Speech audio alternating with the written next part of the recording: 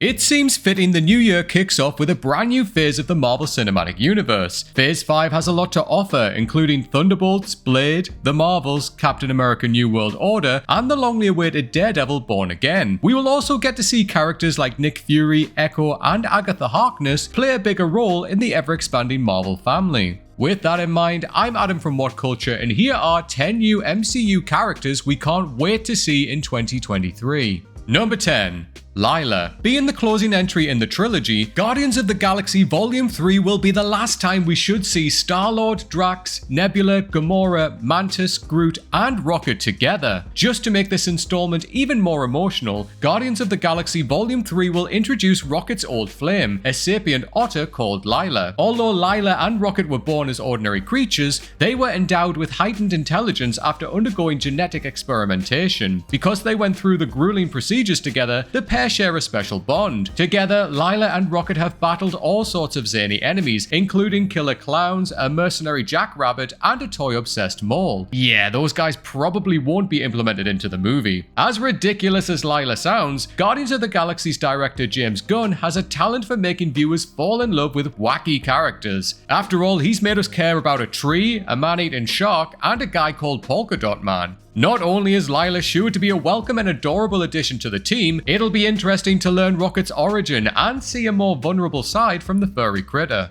Number 9. Kryler. As soon as Bill Murray was announced in an undisclosed role in Ant-Man and the Wasp: Quantumania, fans speculated relentlessly on who the Ghostbusters star would be portraying. However, nobody expected him to be playing Kryler, an obscure character who only appeared in Incredible Hulk issue 156. In this issue, our titular hero finds himself in a subatomic world where the tyrannical Visus is preparing to usurp the throne. When Visus sees the Jade Giant interfering with his plans, he allies with a scientist called Kryler.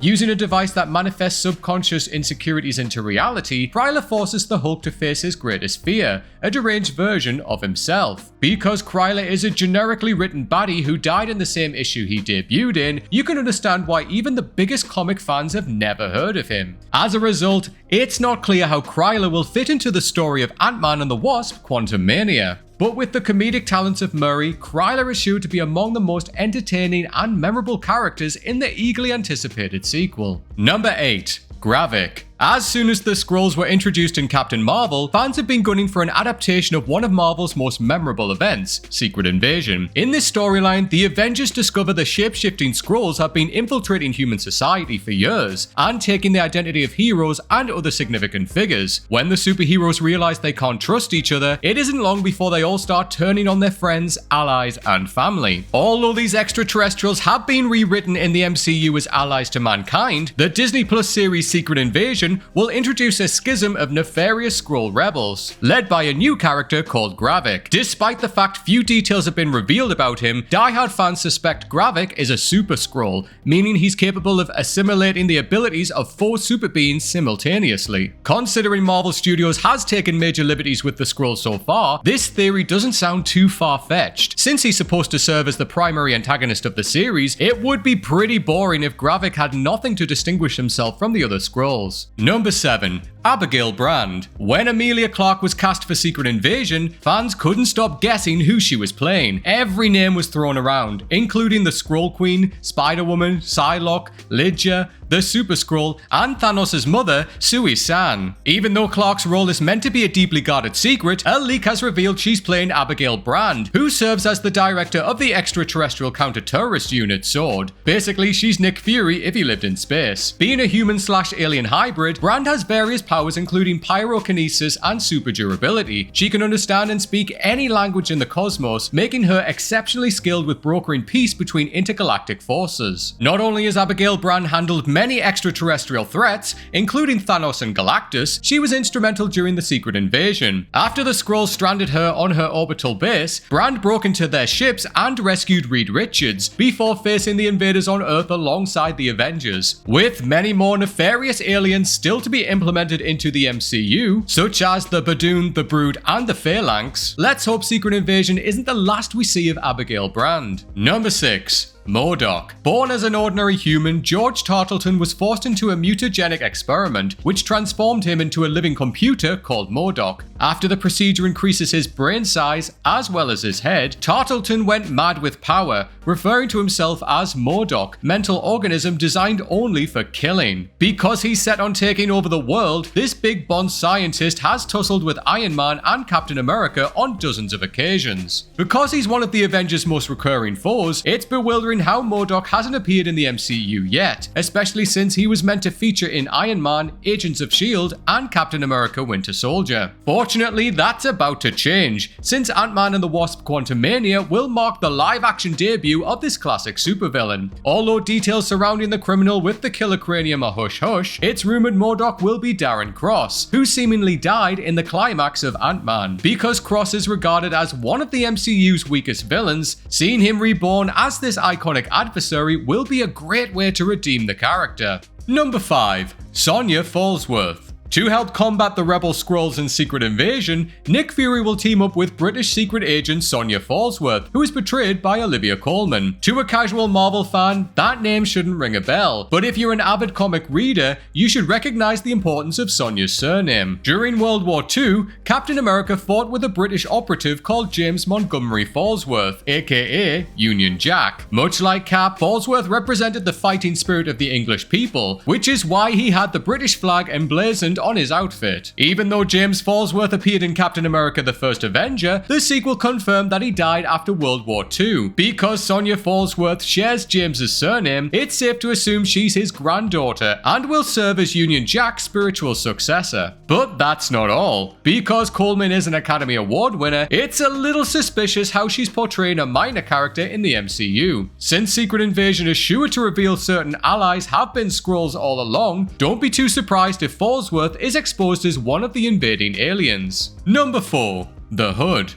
Before he was the Hood, Parker Robbins was a petty thief. After he came into possession of a demonic cloak, he was endowed with malevolent power, allowing him to become one of New York's most dangerous crime lords. The Hood may be bad to the bone in comics, but we'll see a very different side to him in the upcoming series Ironheart. In the Disney Plus 6-part show, Robbins will start off as an ally to our heroine, Riri Williams, and a misfit who wants to take in other misfits. But once he gets a taste of the dark arts, the power goes to Robin's head, turning him into his former friend's arch-enemy. Even though he may seem like a small fry gangster at first, the Hood is among the most ambitious supervillains on Earth. Throughout his bouts with the Avengers, the pistol-wielding Warlock has allied with Dormammu, created a criminal empire, resurrected over a dozen supervillains, mastered Asgardian magic, and attained several Infinity Stones. If the TV incarnation of the Hood is anything like his comic book counterpart, Ironheart will have her work cut out for her. Number 3. The High Evolutionary.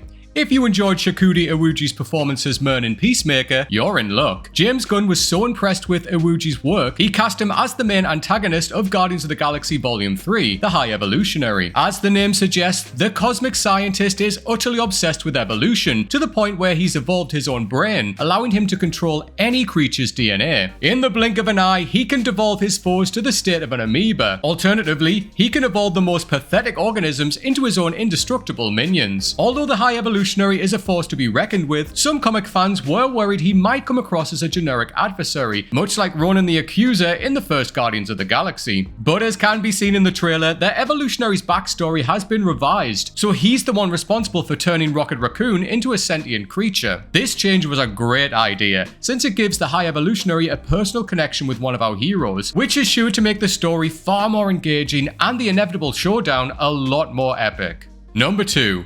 Adam Warlock.